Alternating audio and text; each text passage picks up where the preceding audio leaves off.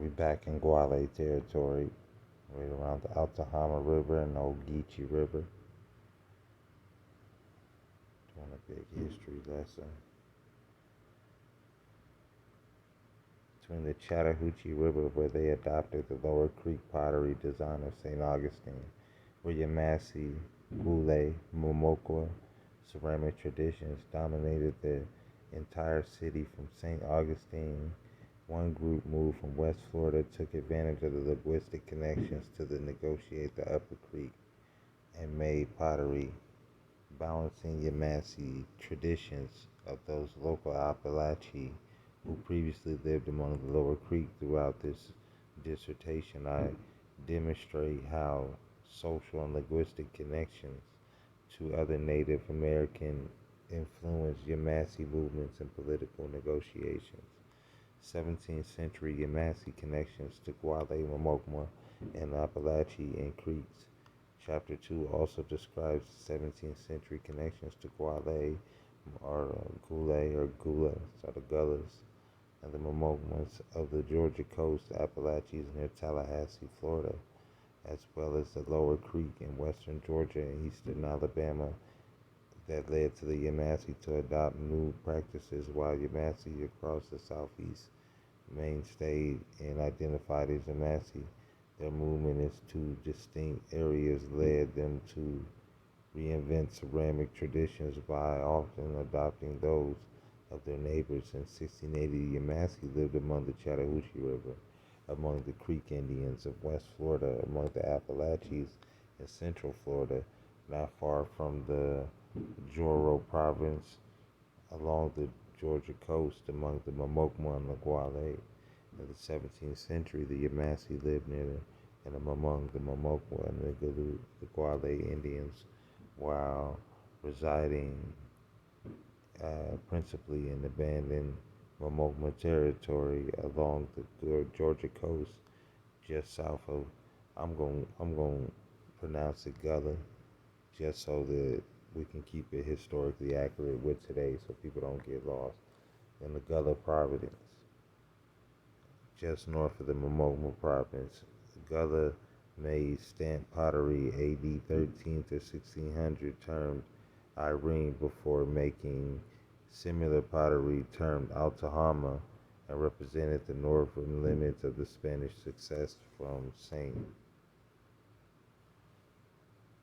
Augustine. Linguistic information is limited by Stravant interpreted their language as a isolate. So how they say Gullah Geechee is a language that is only, you know, only found in the seacoast islands. In certain places, a certain special type of Creole, as you can see, they call it isolate. Gullah rebelled against the Spanish capital of St. Helena in 1576 and 1580.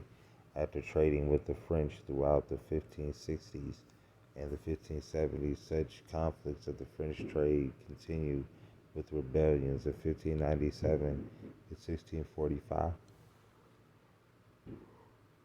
Excuse me. The French trade continued with rebellions, and colonial Remote spoke with Timuquian language and had towns from the Guadalaquini to the north without potteries made the Altahama pottery.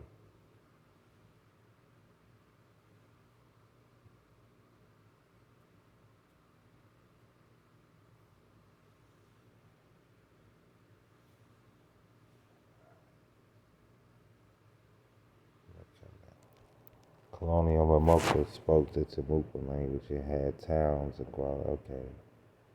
towns between the Grog, Temperate, San Pedro wares and the Momokwa pottery made Altahama and San Marcos pottery. In the 17th century, Guales included 6 primary towns: Momokwa, Fort Worth, satellite villages physically relocated to these central towns, but mainstayed as a distinct identity, including heredity titles, where Yamassee moved into Gullah and Momokwa provinces and paid tribute to at least one Momokwa leader, adopted Gullah's and Momokwa ceramic techniques, outnumbered their population and contributed to most of the Spanish labor drafts. So, who worked for the Spanish? The Gullahs and the Momoquans. And the yamassee towns, they share ceramic practices likely represented nearly directly shared by instead indirectly social connections to tactics, knowledge, and structure through Spanish, Guale, and Momoqua political control. Pirates attacked in 1683 and destroyed these coastal provinces, leading yamassees to leave Spanish Florida entirely to move near Charleston. So today we'll see these people in Charleston or around Charleston. And who is in Charleston? Your Gullahs, your Gullah Ogeechee. The same people they say are, I suppose, African today, which I'm pretty sure there is a small amount of African admixture, but they're trying to write out the whole indigenous side to just call it something that never existed in Africa rather than just keep the story, what it is, because when you look into it, you'll find out that these people were probably Latinos or Spaniards, people who had not lived in Africa, if they were from Africa, because you start to find out that the Spanish had a dark-skinned indigenous population, so that these certain people probably hadn't been in Africa. If you believe in the out of Africa theory since then, they've been gone and separated from Africa for a long time. But let's keep it moving. In 18th century, Guale or Gullah society was shattered to extensive epidemics and infectious disease and attacks by other tribes. Some of the surviving remnants migrated to mission areas in Spanish Florida, while others remained near Georgia coast, joining other survivors that became known as the Yamassee, an ethnically mixed group that emerged in the process of ethnogenesis. The Gullahs of the Guale had been cited on one of the possible origins of the name of the Gullah people as a distinct Afro-American extinct group that emerged and was concentrated in much of the same area as where the Guale or the Gullah live, that the alternative name of Gullah or Geechees has been connected to the Ogeechee River, part of the Guale or Gullah territory. Other scholars have theorized African origins of the word. But it's Mississippian culture, possibly Muskogean or Creek. I'm into Guale territory after all the fighting. As you can see, Guale territory is up here.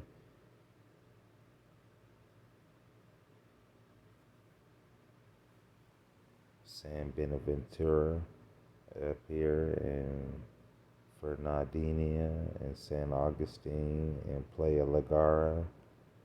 You see the Republic of the Seminoles down here. Cerote, the San Pedro, Potano or Potato, Tobanga, the Appalachee. These are tribes you'll never hear of anything. The Muskogee up here in Georgia.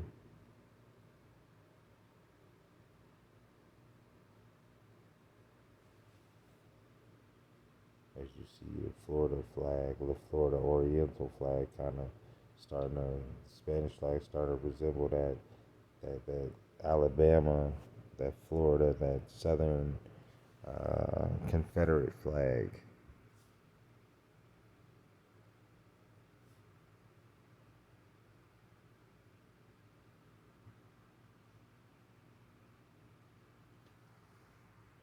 Authorities in daily ceramic practices additionally demonstrate limited European influence on ceramic productions. Instead, materials cultures representing yamassee agencies and influence of their Native American neighbors. Rather than distinguished material practices, European colonists focused on influencing Native American movements, trades, and war throughout the Yamassee, demonstrates their agency in the realm as well. In short, I consider the authority and ethnicity of the yamassee in their own words, which allows me to demonstrate continuity of the changing yamassee landscape of ceramic practices. Study contributed anthropology examining and authority of practices using historical archaeological evidence. My analysis of the political rhetoric shows yamassee ritual speech balance between vengeance and mercy, where dictating terms to the Spanish and to other Native American vengeance when used by Yamasi and their neighbors represented violent responses that is not only warranted by natural, in the words of Andres Escuardo, who led the mid-18th century mission in Pensacola. Mercy represented another response to war, which Caesar Augustine explicitly connected the ability of grant life in 1740 threat to St. Augustine. Another form of balance existed. Yamasi maintained ancestral town names and titles, as well as social and linguistic and material connections to their neighbors. Historical documents I analyze demonstrate a persistence of material and diplomatic protocol and describe the ethnicity and other demographic details of towns, such as detail allow archaeological evidence, particularly pottery I recovered during the excavation of the mission of San Antonio de la Punta Rasa, to persist in changing ceramic temperatures and decorations reflect the influence of neighboring indigenous groups rather than European.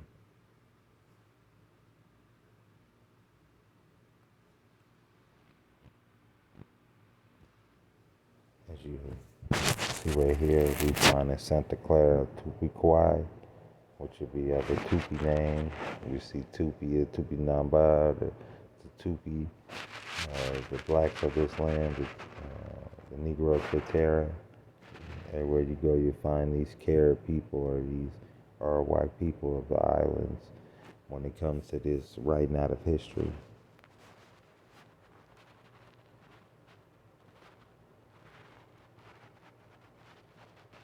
Chautauqua tribe, the Yamasi, the Chahia,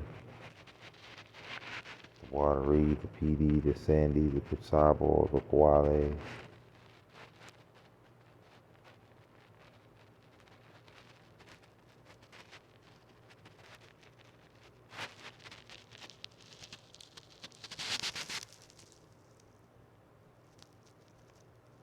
It says investigation into the death of Don Julio, Indian from Guale, and the first vassals.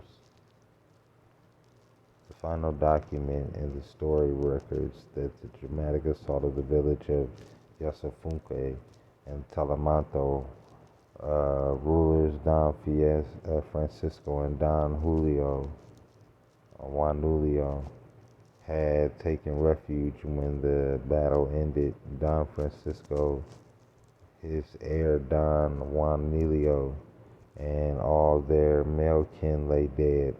Juanilio's scalp was then sent to St. Augustine's governor, who declared the uprising ended. Caciques began to arrive, accompanied by large numbers of warriors over the next 8 days. The gathering forces prepared food and weapons for La Tampuna. Don Domingo moved his forces to the village of Alafuege near Talafina.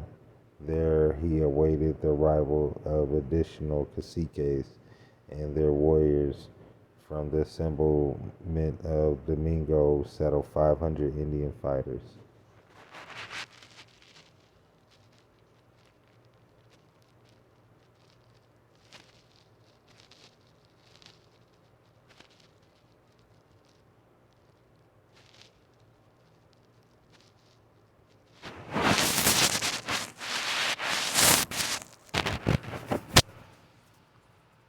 So another great person that we have of the Seacoast Islands that they write out as the great queen of cofiquetichi.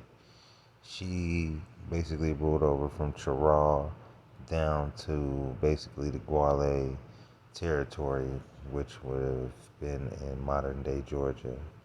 So she was the South Carolina, North Carolina ruler.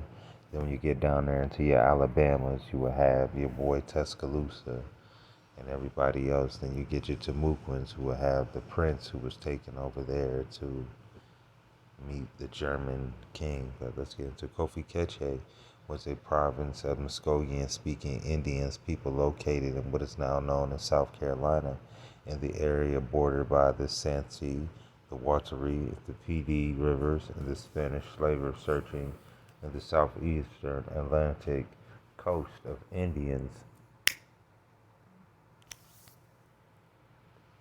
for Indian slaves, learned for Indian slaves. Not we don't take off and fly back halfway across the coast to go get some people we got to train to come work a job that we need done right now.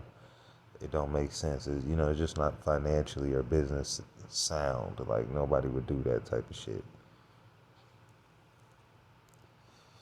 Okay, so until at least we run out of certain people, or these people just are so fucking ignorant to the point of where or untrainable that we had to go get some other people.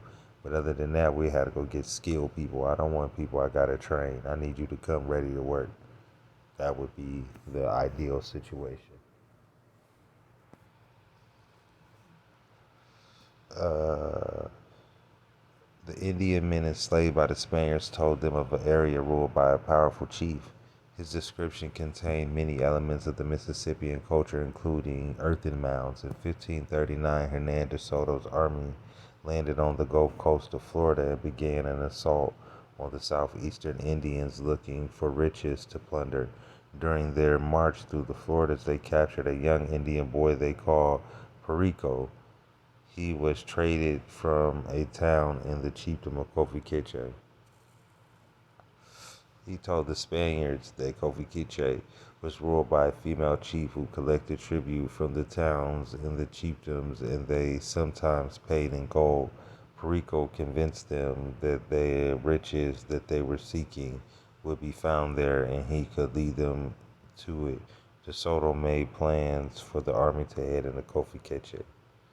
Let's stay around that area and back into the what was Guale, but I need you to know what's going on above there, below there, and on the sides. You need to know what's happening all around it too. We did the linguistic information. The Chattahoochee River adopted the Lower Creek.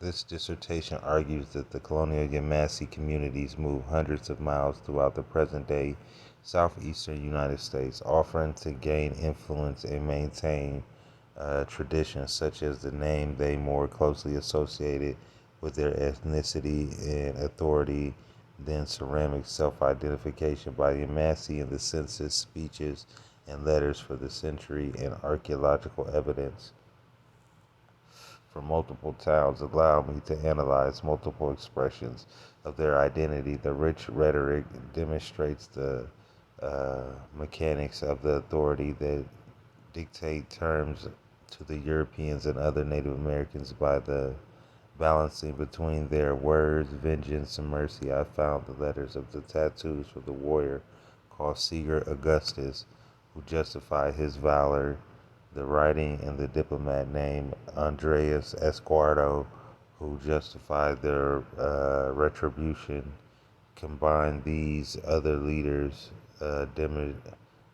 demonstrates the flexibility in the offices of authority and the political rhetoric, both rituals, speeches understood throughout the authority, the political the region, as well as the specific titles and towns names demonstrate. I think we read this already. Yeah, we read this. Okay, let's get down to it, man. I found this under the Black American Heritage 1999 Black Seminoles. When you got something written, it's recent that you gotta roll with. They going with more of the mainstream narrative. Sometimes you get people who will stray away, and try to get the background story. But most people, they gonna walk the beaten path. So let's just the Skinner men, women, and children would be killed and sent to a country of slaves, according to the study, especially near the war's end. Fisher wrote natives surrendered in large numbers in direct response to the promise of leniency, but leniency had no consistent practical meaning. English authorities focused first on disarming natives, either by selling guns turned in by the surrendered or prohibiting them from bearing arms. Fisher wrote English communities objected letting natives who surrendered simply go free, and housing and feeding them was complicated, so often captured and surrendered natives were simply sold into slavery, both overseas and within the New England, and forced into servitude from limited terms within English households. In addition, natives communities were asked to pay an annual tribute of 5 shillings per male.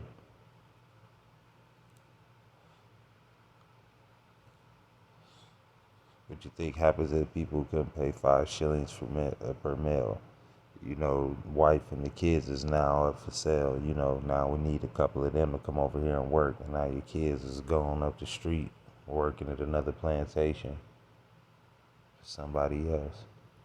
The slaves bartered this one right here. The slaves bartered in the Illinois were generally taken to the territory beyond the Mississippi.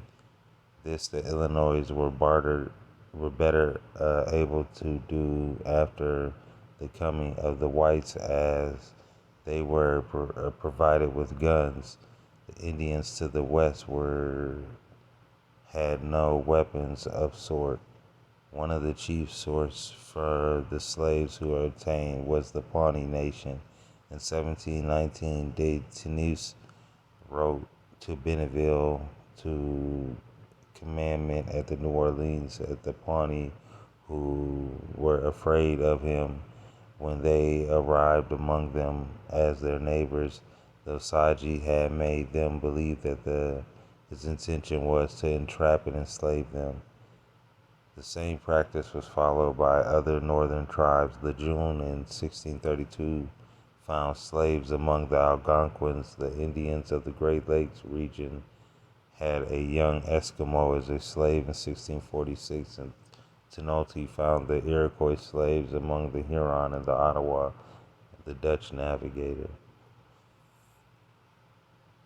Slaves were used as Indians not only in the sense in which they commonly used and applied to dogs, cats, and tame and domestic animals, to captive birds. So when the Indians tell you that they have slaves for you, it may be in general terms the use of young eagle or dog or any other thing of nature which scarcely depends on the masters for substance of Lawson's history of North Carolina.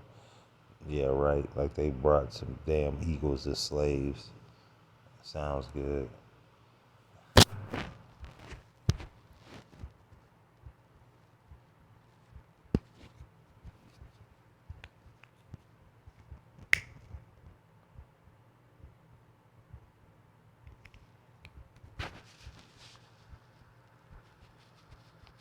The slaves of the Columbia River County were treated as long as they were able to work. The the district was commercial. Let me see if I can zoom in on this shit. Nope.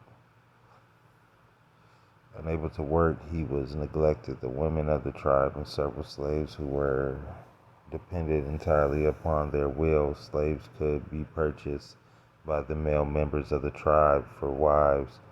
The Ogeechee Indians at the time possessed but few slaves and were adopted as children as members of the family.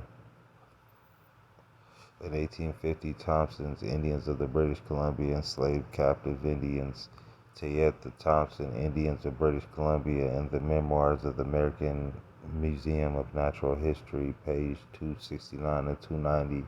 In 1863, the Chinook Indians possessed Indian slaves. In 1855, the Ute sacrificed 4 slaves and buried them with one of their chiefs.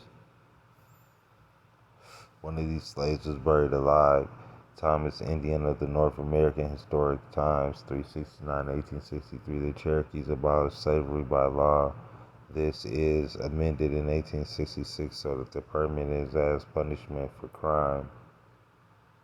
Enslavement of the whites by the Indians was not uncommon. Made slaves by Indians among whom they wandered.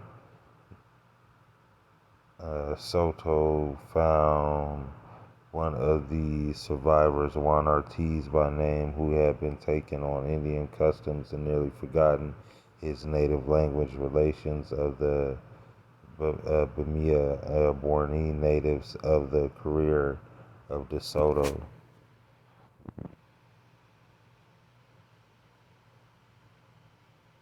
It says that that the histories of the travels into Virginia speak of the story that he had heard of the Indians concerning an Indian chief, Anicho by name, living somewhere in the south of Virginia, who had 7 white slaves who had escaped from the massacre of Roanoke. The slaves of the Indians employed in beating copper. Whether the story wholly or partly true has never been determined. That the Indians of the locality did enslave the whites captured in war or shipwreck off the coast is shown by the preamble of the Acts of Carolina of 1707, North Carolina's colonial records, and the War of 1711, and the Indians spread some of the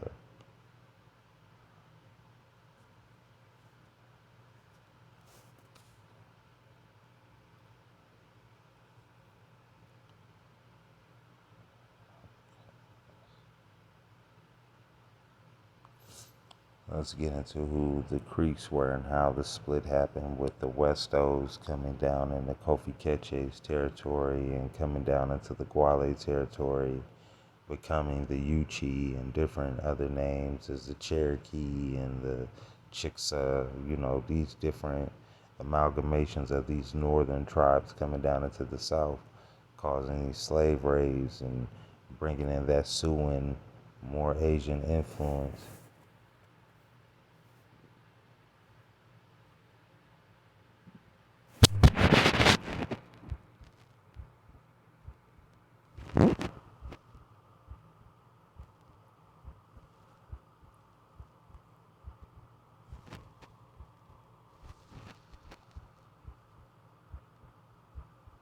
Just getting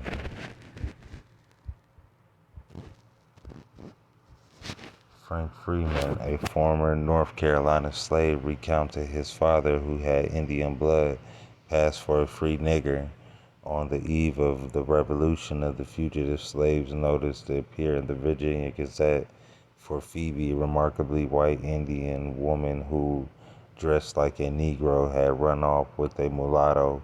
Upon occasion in colonial times, one might see reference to a Negro man of a Indian breed or a musty or mestizo Negro fellow at the early periods of undetermined number of Negro-blooded or mixed-blood Indians were characterized as Negroes. These names or Negro slaves occasionally afforded a clue to their ethnic background, yet at times one is left more confused than ever, except the Indian normally cost less. Masters made little distinction between Africans and Indian slaves. All were indiscriminately thrown together in the quarters and sent to the field and employed as artisans and domestics. Slaves were given Christian names, which at least the white man's world were the only ones Negroes had. Random sampling reveals and predications for the names like Kate, Will, Jenny, Maul, Jack, Robin, Betty, Nanny, Phyllis, and Cupid Without additional information, there is no way to tell whether Jenny Will were Southern Aborigines or unwilling West African immigrants.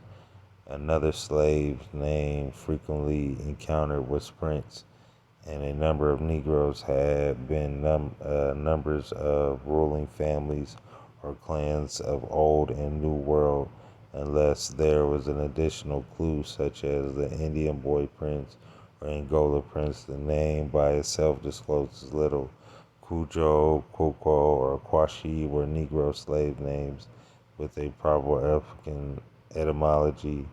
West African often name children after the 7 days of the week, either masculine or feminine.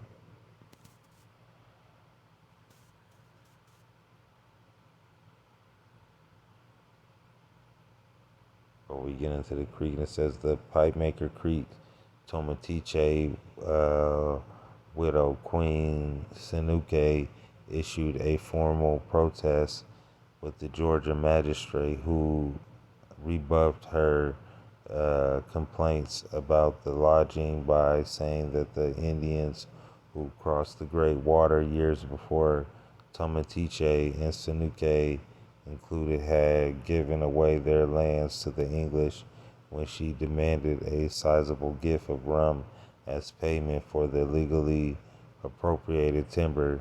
Sinuke was rebuffed again, causing her to look to Shilige of the Coete, then in Augusta, on other business for help.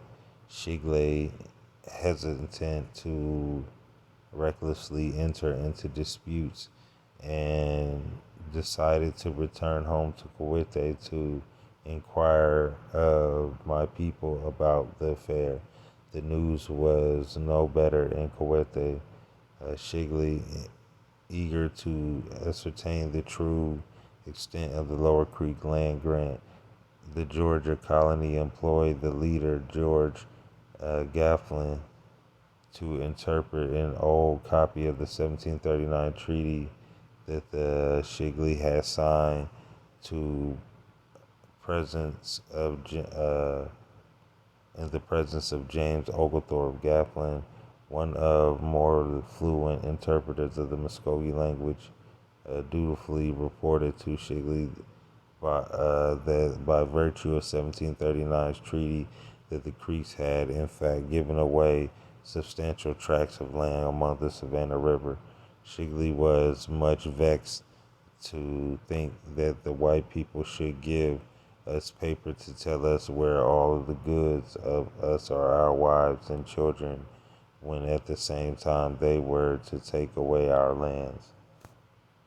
Shigley, of course, knew they had been duped because we could not read the treaty. Entering into a fray, Shigley's younger kinsman, Aleche, who was on hand to hear Gafflin's disclose the content of the treaty in the month of the following, Meliche became increasingly embroiled in land controversy. A year later, Meliche made a ardennish trek of forth of Frederica to make the views of the matter known, and recently installed a commander of his magistracy and forced Alexander Huron introduced himself as a Opuyaya Miko, emperor of the Upper and Lower Creek Nation. Meliche informed Huron that the noble bloodline by stating that my father was the emperor of the Creek Nation, a status rooted in the claim that his father was the first man to receive white people in these lands. Meliche proceeded to give Huron a history lesson that he chronicled the triumphs and tragedies of the Anglo-Creek Alliance, relating several events that occurred either prior to his own birth or during the early boyhood, recalling the Yamassee word Meleche. Remember that the boyhood, recalling that the early Creeks and English lived together as brothers and sometimes until the traders began to use us ill and wanted to enslave us. This, he argued, had occasioned the war until the governor of Carolina sent his beloved man, Colonel John Musgrove, to make peace, and having both sides of the ritual bury their war implements, Militia was practically adept to recounting the past treaties his people had concluded with the English, paying particular attention to the details concerning land. Militia reminded Iran that the original peace treaty forbade white people from settling or allowing the animals to roam on any land to the southward of the river of Savannah, which was the boundary between the white people and us. He acknowledged that his people had amended the terms of the original agreement by allowing Oglethorpe to settle upon the river of Savannah as far as the tide followed and along the sea coast, accepting the three coasts of Sao Paulo and St. Christine and the Asabawa, which received for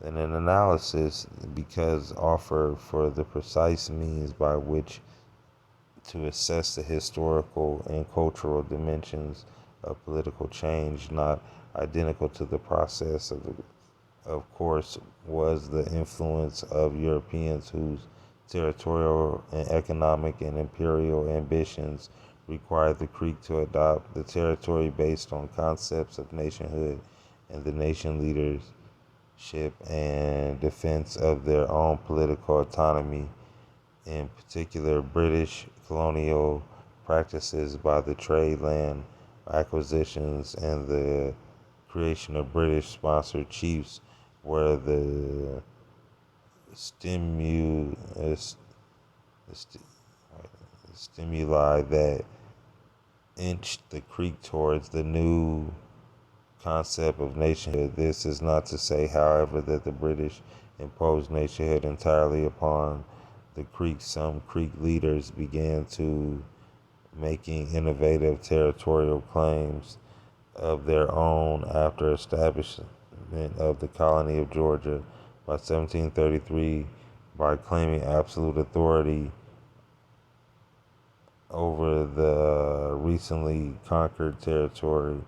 The Creeks themselves practiced in the invention of territory-based Creek nation and distinguished from the small traditional kinship groups that lived in the Three Rivers of Creek country. Certain Creeks leaders engaged in exercise their own political authority, attempt at times to place themselves at the head of the new political entity, thus establishing a precedent of national leadership. The Creek took a Coeta appeared to have figured prominently to intership, and the chiefs can be uh, credited to the first to offer the vision of the Creek Nation an ideological historical defense, uh, albeit a contested one, for the right to exercise authority over the South Imperial era that did not witness the rise of the monolithic Creek Confederacy, but it saw the invention of an entirely new ambiguous political concept of territory in the Creek Nation, which both the Creek and Europeans worked to define and control. Basically, they saying both of them joined together as a group.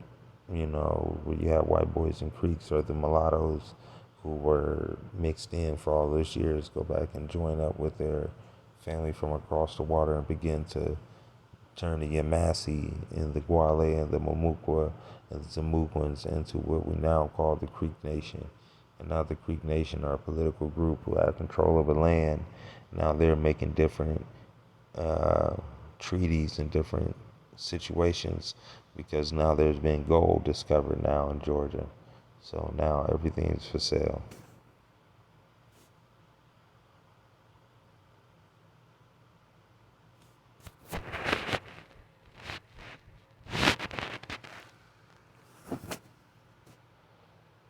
At the falls of the James River in Virginia and south to the Erie became known as the Westos. Or some of the initial conflict, the Westos began trading and relationships with the English neighbors, providing beavers and deer skins in exchange for firearms and tools. In addition, the Westos sold their war captives to the Virginians, who put them to work as slaves only on early tobacco plantations. Seasoned by their harsh education of the Northeast, the Westos brought Iroquois trade tactics to the South. They cut off other Indian groups from trade with the Virginians and monopolized the access to firearms. British colonists found that other Indians were afraid of ye very footsteps of the Westos, which these say eat people and are great warriors. Even the Virginians began to fear them and trade allies who were known to kill colonists who wandered into the territory. Also, the relationships soured in 1674. The Carolina settlers, who soon uh, dominate the slave trade, sent linguist and diplomat Henry Woodward to negotiate an alliance with the Westos. The Westos show Woodward drawings of trees, including ye effigies of the beaver man and horseback and guns, imitating thereby, as I suppose, the desire for friendship and commerce with us. The Westos villages along the Savannah Rivers Woodward reportedly saw Iroquois-style longhouses festooned with the scalps of slain enemies. The Englishmen found the tribe well provided with arms, ammunition, trading cloths, and other trades which they had procured with the Virginians through the exchange. Dress, deerskins, furs, young Indian slaves, formalizing their new alliance with the Carolina. The Westos offered Woodward a young nameless boy, was the first of thousands of slaves who would be traded to the Carolinians over the next 40 years. Newcomers of the region who lacked allies, the Westos slaved indiscriminately among the southern tribes. They warred throughout the Carolinas, from mountains to coast, and ventured farther south into the native towns of the Florida mission system. The Westos and the Carolinas maintained the trade for only a short while, for British traders and planters began to fear the rising power of the well-armed Indian allies. From 1680 to 1682, the Carolinas pursued a war extermination against the Westos. They killed the men and sold the women and children as slaves in the Caribbean. Although the 50 managed to escape the Spanish Floridas and the lower creeks, the Westos ceased to exist in political or ethnic group. The origin of the Seminoles and Indians of Florida. The settlement of Florida Indians in Florida has been entirely within the historical period. They were regarded as Creeks or Miccosukes from Georgia who invaded Florida following the raids made by English under Governor Moore of the South Carolinas beginning in 1702. Moore drove the Timuquians, who inhabited the northern parts of Florida, extended far southward in protection of the forts of St. Augustine. The Creeks, who his allies came in as Seminoles following the English raids. The word Seminole is from Sa, which means sun god, and Ma, literally mother, but in the connection in most emphatic negative, all people derive similarly from the spirit or alt, the great generative force of life, as well as the regenerative beginning attributed to water, specifically the ocean. As the origin of life, the name Seminole is therefore people of the sun god, does the people whom the sun god does not love. These Indians found here in the early explorers, de Narvaez and de Soto, were evidently descendants of the Maya immigrants from the Yucatan. Some of them, as example, the Appalachians, came to be traced by their name to the headwaters of the Guanari stem to the Orinoco River in South America. The original Indians living between the Aquila and the Appalachian River took the name of the Mikosukis, followed by De Soto's expedition. That is to accept the remnants that retained the name of Appalachians and lived near the mouth of the Apalachicola River. A band of some 14 being all were forced migrations west and made by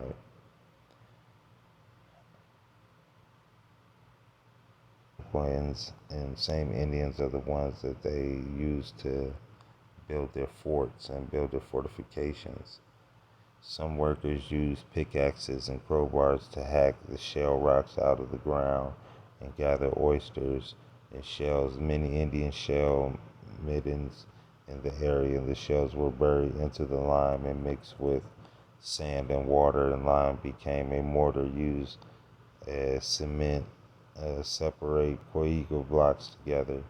Slowly the walls rose, since no one had ever built a fort out of Kohina before. They had no idea how strong it would be. At least they knew it would not burn or get eaten by termites. And but how long would the fort made out of seashells hold up under cannon fire? No one knew, but they built the walls 12 feet thick, with the walls facing the harbor 19 feet thick, giving this light that the porous nature of Kohina would seem to be a poor choice for building a material for a fort.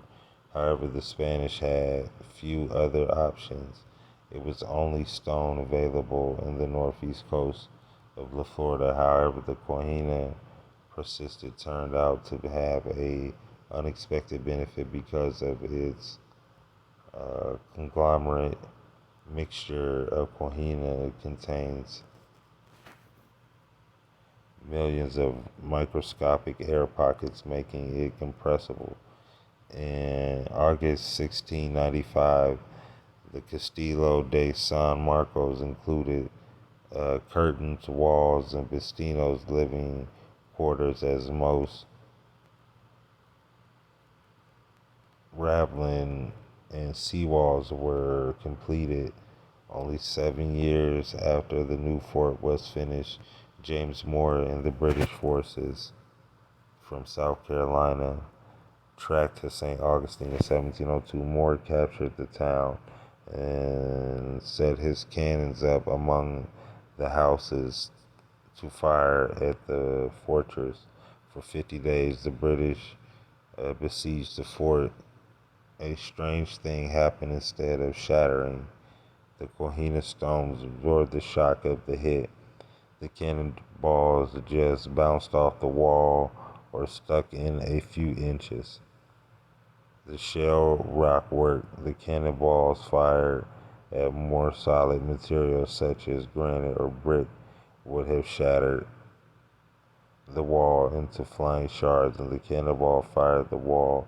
Castillo burrowed their ways into the rock and stuck there, much like a BB would if fired into styrofoam, so that the Kohina walls absorbed the deflected projectiles rather than yielding to them and providing a surprisingly long-lived fortress.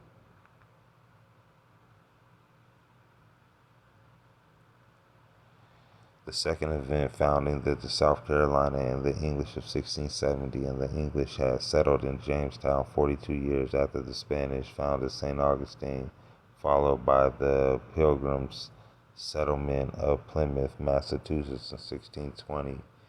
But these colonies were too far away to be a threat, even though the establishment of Maryland and New York over the next decades do not much affect the Spanish. However, they changed the 1670 establishment of South Carolina. The English were now much too close for the comfort and the Spanish crown sent money to St. Augustine to build the stone fortress. The 15th century, the major architects and variations to the station system named that the project diamond angle-shaped formation added onto the fort walls. Most commonly effective used skilled workmen and masons recruited in Cuba. These men gathered a force of workers from Cuban convicts as well as the nearby Timuquians, the Guales, the Appalachian Indians to build the fort. On October 2nd, 1672, grounds was broken for the building of the fortress and work began. Instead of wood, near the fort was built quahina, a kind of stone that had been found near the coast of Anesthesia Island, a limestone formed over thousands of years from the shells of tiny quahina clams cemented together through the time in nature into a solid and soft stone.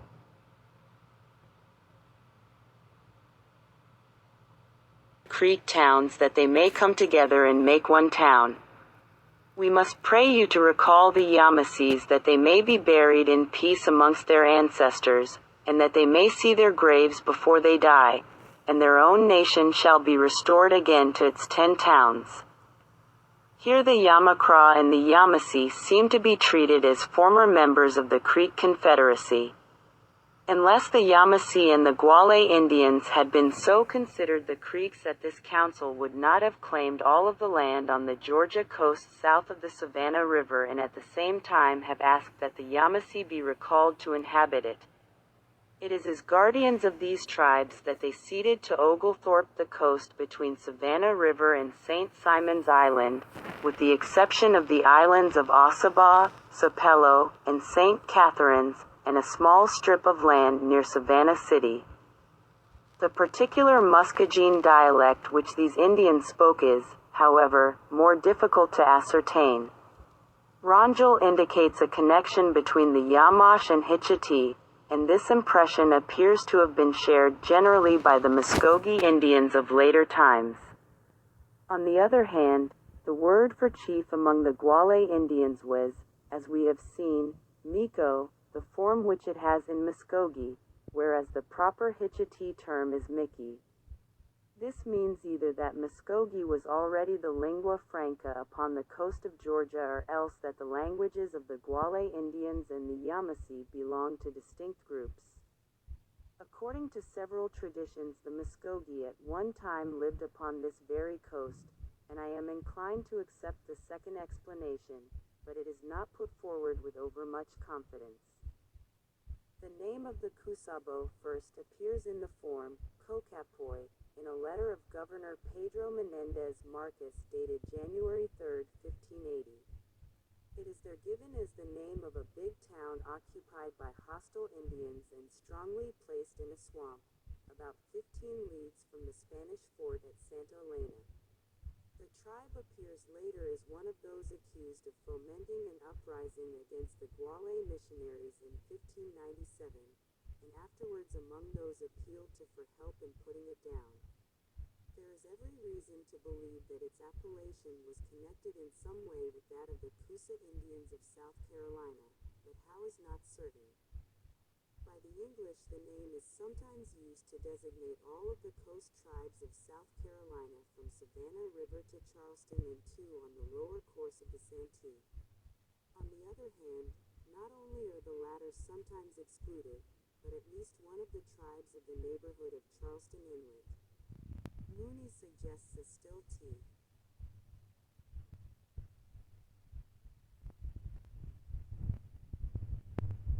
Swanton, Indian Tribes of North America, 111, and a short missionary experience among the Calusa, the provinces of Guale and Orista, Cusabo, were the first north of Mexico in which regular missionary work was undertaken, and the grammar of the Guale language by Domingo Augustin was the first of any language in that region to be compiled. Hitchiti, perhaps from Achikata, a term formerly applied to all. of the Indians who spoke the Hichiti language and is said to refer to the heap of white ashes piled up close to the ceremonial ground. Also called, at Pasha Shliha, Kasadi name, meaning mean people.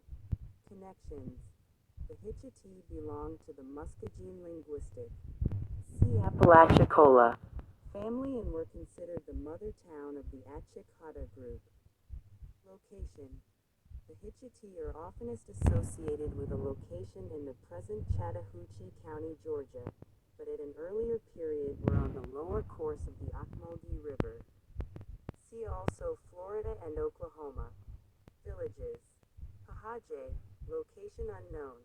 Hichituchi, on Flint River below its junction with Kinchafuni Creek. Tuttalasi, on a creek of the same name, 20 miles west from Hichituchi. History. The Hichiti are identifiable with the Akute of De Soto's chroniclers, who were on or near the Ocmulgee River. Early English maps show their town on the site of the present Macon, Georgia, but after 1715 they moved to the Chattahoochee, settling first in Henry County, Allah, but later at the site above mentioned in Chattahoochee County, Georgia. From this place they moved to Oklahoma, where they gradually merged with the rest of the Indians of the Creek Confederacy. Population. The population of the Hichiti is usually given in conjunction with that of the other Confederate tribes. The following separate estimates of the effective male Hichiti population are recorded: 1738, 60, 1750, 15, 1760, 50, 1761, 40, 1772, 90, in 1832 the entire population was 381. Connection in which they have become noted. In early days, as above mentioned, the Hichiti were prominent as the leaders in that group of tribes or towns among the lower Creeks speaking a language distinct from Muskogee. Hichita, McIntosh County, Oklahoma, preserves the name. Casada, one of the most important divisions of the Muskogee, possibly identical with the cofiquetichi of the De Soto narratives. See Muskogee under Alabama.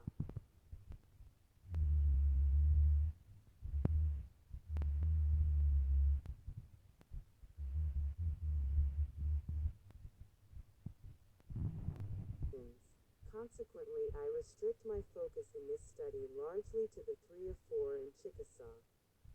Mentioned languages: the 2 Muskogean languages, Choctaw, along with English. Muskogee Creek. 659. Way A. Nevis_2006.pdf. Thanks go to Joanne M. Mooney and Leonard Ashley for their comments on this paper.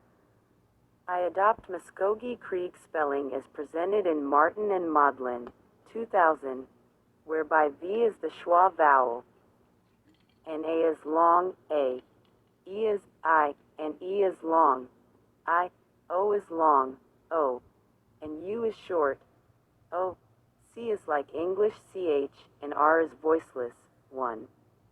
Chickasaw Choctaw orthography is modified from Byington, 1915.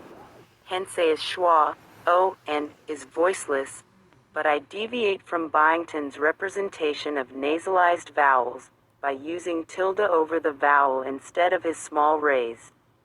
Most entries have been normalized to these spelling conventions. Yuchi, Catawba, Cherokee, Muskogee Creek, Alibami, Ogeechee Chodi Kasadi, Mobile, Yamassee Guale, Makasu Ichiti, Timuquia. Map 1. Languages and tribes cited in this study. Appalachia. Scenario 1. R. Few indigenous languages of the Lower South have phonetic R. To be specific, neither Muskogee Creek nor Chickasaw Choctaw has this sound. So, in my corpus there should be few or even no R's. And in fact, apart from names with English creek, break, river, branch, and spring and ignoring translations into English and French, there are just over 24 names with a spelled R in the place names attributed to a Muskogean language. I begin with an odd case of Muskogee Creek borrowing from English. New Yorka, Ga, is said to be from Muskogee Mayaki, which got its name after the Muskogulge chiefs visited New York City in 1790 to negotiate a treaty with the United States government. Krakow 1999 to 159, or else was named for a delegation leader, Bright 2005-48. Yamas. 8 of 10. 130 Part 2. Myths and Legends. His tribe, and he said, I have spoken to the Cherokee. 390 chief, and he informed them what he had done. Then peacemaking spread and became general. Comments. 8 to 30, and they sewed together leaves. As Swanton points out, these lines represent Christian influence. 2072. Exterminated that town. Based on Gatchet's notes, Swanton suggests the people were Ogeechee. 21. 127 to 28, and they made a law of this. A law against adultery. 22 171. Attic Lalasti. Swanton states that this plant has yellow flowers which appear at the time of the fall hunt, but gives no authority. 23 185. Their big house. Swanton identifies this as the ceremonial. Square. 24 192 to 93. The round big house stood toward the west. TCOKOFAR. Town, hothouse. 25,236-37. At noon they had the women dance by themselves the shooting dance. It's a banga. Swanton suggests that this is a mistranslation. 26 271. The Nokfale is also given as an old Muskogee designation of the white people. 27 273. Yamassee. Swanton comments that the Muskogee word yamassee means gentle. 28. Muskogee. Coeta origin migration, M3. Swanton 1928 53. Legis Perryman, who had been an interpreter for the Creek chief Pleasant Porter and who had at one time been chief of the Creeks himself, reported to Swanton the following myth, legend as told by the Coetas. 1. The Coetas say that they came out from under the earth and found the surface soft and muddy, difficult to travel upon. By and by it became dry and hard. They were on the top of a mountain from which they could see the setting and the rising of the sun. Then they debated whether to go toward the sunset or the sunrise, but finally they agreed to go toward the sunrise.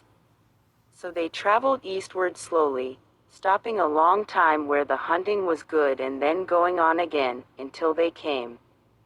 Emergence Myths, 131.